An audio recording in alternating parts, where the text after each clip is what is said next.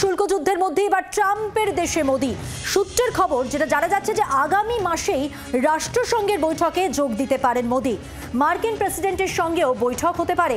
আর সম্প্রতি ভারতীয় পণ্যে 50% মার্কিন শুল্ক আরোপ করেছে আমেরিকা। এর মধ্যে চলতি মাসেই চীন যাচ্ছেন প্রধানমন্ত্রী। রাষ্ট্রসংঘের বৈঠকে যোগ দিতে পারেন মোদি। মার্কিন প্রেসিডেন্টের সঙ্গে বৈঠক হতে পারে আগামী মাসে ট্রাম্পের দেশে নরেন্দ্র মোদি। ইতিমধ্যেই ট্রাম্প 50% শুল্ক ভারতীয় পণ্যের ওপর চাপিয়েছে।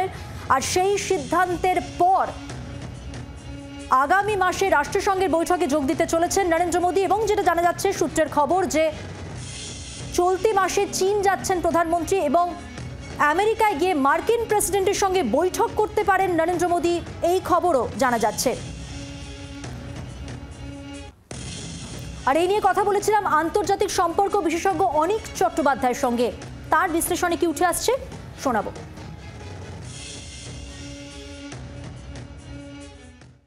আমাদের প্রধানমন্ত্রীর সাথে যদি আমেরিকার রাষ্ট্রপতির সেখানে দেখা হয় তাহলে অবশ্যই দুই সরকার প্রধান সেখানে মিলিত হবেন, দেখা করবেন এবং যে আউটস্ট্যান্ডিং ইস্যুগুলো আছে যেমন শুল্ক যুদ্ধ, যেমন এখনো বাণিজ্য চুক্তি পুরোপুরি শেপ নেয়নি, ভারত মার্কিন বাণিজ্য চুক্তি কয়েকটা জায়গায় আটকে আছে, ভারতের কয়েকটা জায়গায় আপত্তি আছে, আমেরিকার কয়েকটা জায়গায় আপত্তি আছে, সেইগুলো নিয়ে নতুন করে একটা আলাপ আলোচনার একটা সুযোগ থাকছে।